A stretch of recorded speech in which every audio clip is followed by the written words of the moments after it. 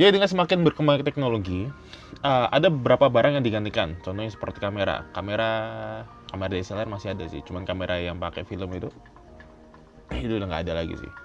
Ada sih, cuman jarang dipakai lagi. Salah satunya juga adalah buku. Dulu buku cetak itu laku sekali ya, buku cetak. Nah sekarang buku itu digantikan dalam bentuknya elektronik. Jadi yang buku cetak itu esensinya, isinya itu dipindahkan ke dalam bentuknya elektronik sehingga bisa dibawa lebih simpel lagi dengan pakai HP gitu. Bukan hanya buku-buku biasa yang dipindahkan dari buku cetak ke elektronik, tapi juga kitab suci pun sekarang dipindahkan dari yang cetak ke elektronik dengan alasan yang sama supaya mudah dibawa dan juga mudah dibaca dimanapun kita berada. Berkaitan dengan kitab suci, ada sebuah isu baru yang muncul beberapa waktu yang lalu mengenai kitab suci terjemahan Minangkabau yang ditolak. Kali ini gue akan bahas mengenai ini, but after this.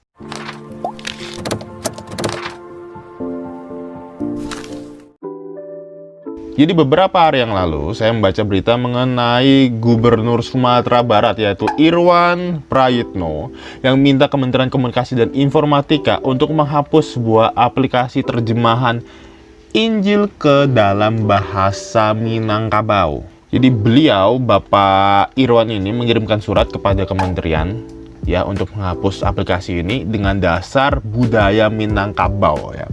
Yang dikatakan lebih dekat dengan agama Islam. Ditambah ada falsafah Minangkabau yang berkata adat Basandi syarak Basandi Kitabullah. Gue nggak tahu cara bacanya, sorry, tapi inti dari kalimat itu adalah adat yang didasarkan atau ditopang oleh syariat agama Islam yang syariat tersebut berdasarkan pula pada Al-Quran dan hadis. Gue nggak terlalu peduli aplikasi itu mau dihapus apa enggak. Dan gue juga nggak berpihak pada siapapun. Gue juga nggak akan menanggapi dari sudut pandang agama. Jadi gue sendiri lebih menyorot kepada pernyataan dari Bapak Irwan ini. Dan juga Pak Zardi sebagai Kabiro Humas Pemprov Sumatera Barat. Yang pertama, membuat resah. Jadi gue agak bingung kalau bicara mengenai keberatan dan keresahan yang tertulis dalam suratnya itu. Jadi sesuatu yang membuat kita keberatan dan resah itu biasanya bersifat aktif dan juga pasif ya. Aktif dan juga pasif. Misalnya nih ada patung di depan lo. Patungnya diem aja sih. Tapi karena kita di sini, kita lihat patung itu sehingga kita itu jadi resah gitu, kayak terganggu mungkin. Mungkin patungnya agak horor gitu ngeliat kita sehingga kita merasa resah gitu kan. Patungnya itu pasif, diam. Tapi karena dia itu di hadapan kita, akhirnya kita merasa terganggu. Yang kedua itu bersifat aktif. Happy birthday. Jadi tadi latihan gitu ya. Tadi itu masih latihan atau ada 5 orang yang berbeda ulang tahun. Yang kedua adalah aktif. Jadi kalau misalnya ada di satu daerah ada preman yang suka ganggu daerah itu, suka malakin. Nah, itu kan membuat keresahan dan keresahannya itu bersifat aktif. Jadi orang itu yang aktif yang membuat kita itu menjadi resah gitu.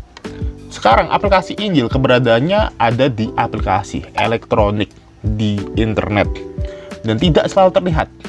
Sifatnya pasif, tapi kan aplikasi tersebut tidak berada di hadapan kita gitu dan membuat kita terganggu. Pertanyaannya adalah kenapa sih bisa membuat kita resah? Ada suatu, tapi gue nggak mau berasumsi terlalu jauh. Lebih tepatnya gue nggak mau ngomongin asumsi gue sih sebenarnya sih. Tapi gini ya, kalau lu pergi ke mall, terus lu lihat ada banyak barang, dan ada satu barang yang mengganggu lu, yang membuat lu nggak nyaman. Apa yang lu lakuin? Lu pergi ke yang punya mall gitu, habis itu ngelapor supaya barang itu di-banned, supaya barang itu nggak boleh dijual di mall itu, atau ya lu lewatin aja gitu loh, karena ya ada orang juga yang mungkin suka dengan barang itu, karena itu bersifat preference atau ya selera gitu kan. Orang mau ambil barang itu ya terserah, lu nggak mau ambil barang itu pun ya nggak apa-apa gitu loh. Nah sekarang ada aplikasi Injil terjemahan apapun itu, lu nggak tertarik dan nggak suka kan? Ya kenapa harus protes? Kan lu cukup hindarin aja aplikasi itu, lu nggak perlu buka, lu nggak perlu install, lu hindarin dari browsingan lu, biar orang yang perlu aja yang install aplikasi itu. Ya sesimpel itu sih. Yang kedua, aplikasi tersebut bertolak belakang dengan budaya Minangkabau.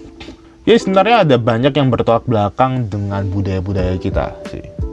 Maksudnya di Indonesia itu kayak punya ratusan budaya, dan bahkan antara satu budaya dengan budaya yang lainnya itu kayak bertentangan, bertolak belakang satu sama lain. Tapi itu bukan jadi alasan satu budaya mau berusaha untuk menghilangkan budaya yang lain kan. Bapak Sardi berkata bahwa kan di Sumatera Barat kita tahu juga di sini ada budaya. Jadi memang kultur Islam lebih dekat dengan Sumbar. Udah mirip belum suaranya? Oke, memang Sumbar kulturnya Islam. Tapi apa pengaruhnya aplikasi Injil dengan tatanan budaya di Sumatera Barat atau lebih tepatnya di Minangkabau? Aplikasi Injil terjemahan Minangkabau itu kan untuk orang Kristen yang ada di Minangkabau. Mereka install supaya mereka bisa baca dengan bahasa mereka, sehingga mereka bisa lebih mengerti lagi mengenai Injil. Ada yang mengatakan bahwa ini tentang martabat budaya Minang. Ya, martabat budaya Minang itu tinggi ya, setahu gue dari pernyataan mereka. Justru karena tingginya, seharusnya hal sekecil ini tidak mengganggu martabat dari budaya Minangkabau. Mungkin gue bukan orang yang agamis sih, tapi setahu gue, kenapa Injil itu diterjemahkan itu ada prinsipnya. Prinsip mengapa Injil itu terjemahkan ke bahasa lain adalah agar perkataan Tuhan itu berbicara kepada umatnya seperti seorang ibu berbicara kepada anaknya sendiri. Lupa maksudnya kan? Jadi seorang ibu ngomong sama anaknya, itu anaknya itu ngerti. Jadi bahasa itu sangat dekat sekali dengan hati dari orang-orang yang ada di daerah-daerah. Itulah kenapa Injil terjemahkan ke bahasa lain. Mungkin ada yang berkata bahwa orang Kristen di Minangkabau itu bukan orang Kristen. Gue nggak tahu. Mungkin itu ada orang-orang yang dulu Islam terus pindah jadi Kristen lalu mungkin nggak diakui lagi. Mungkin ada banyak perantau orang Kristen yang masuk ke Minangkabau lalu dikatakan bahwa di Minangkabau itu nggak ada orang Kristen karena yang datang yang Kristen itu adalah orang-orang perantauan gitu. Oke, tapi bagaimana dengan perantauan dari suku lain yang datang yang mungkin beragama Kristen dari kecil, tapi mereka tinggal di Minangkabau, sehingga mereka ketika bergaul, mereka bergaul dengan bahasa Minangkabau. Karena sejak kecil mungkin mereka bergaul dengan bahasa Minangkabau, sehingga ketika mereka membaca Injil dalam bahasa Minangkabau, mereka lebih paham karena bahasa itu lebih dekat dengan pengertian mereka. Jadi kalau begitu, ya penerjemahan Injil ini ya bukan untuk kepentingan lain selain untuk membuat umat Kristen sendiri di Minangkabau dengan bahasa Minangkabau yang bergaul dengan bahasa Minangkabau itu lebih mengerti lagi mengenai kitab suci mereka. Gue harap nggak ada asumsi lain sih yang terlalu jauh sih. Entah mungkin mengira ini usaha kristenisasi kah? Tetapi prinsipnya kalau kita kuat, kalau iman kita kuat di satu agama, bukannya kita nggak akan pindah ke agama lain ya. Jadi kenapa kita nggak fokus aja gitu nguatin iman kita? Karena kalau iman kita kuat, mau tantangan datang dari manapun, ya kita nggak akan goyah. Jadi menurut gue dari beberapa pernyataan yang tertulis dari surat permintaan Bapak Irwan Prayitno kepada Kementerian Komunikasi dan Informatika, itu nggak ada yang kuat. Nggak tahu menurut kalian, tapi kalau kalian mau berpendapat ya silahkan tulis di kolom komentar. Tapi gue nggak terlalu peduli sih mau aplikasi itu dihapus atau enggak.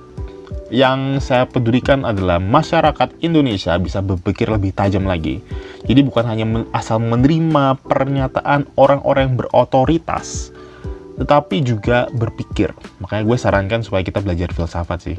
By the way, anyway, Baswe, jadi channel kami agak berubah dikit namanya karena ada beberapa alasan tertentu. Jadi namanya itu berpikir bijak. Lalu IG-nya juga berubah sih, jadi berpikir bijak _ ya. Jadi kalau teman-teman mau search, ketik nama itu, pasti ketemu kok. So, that's it. See you in the next video.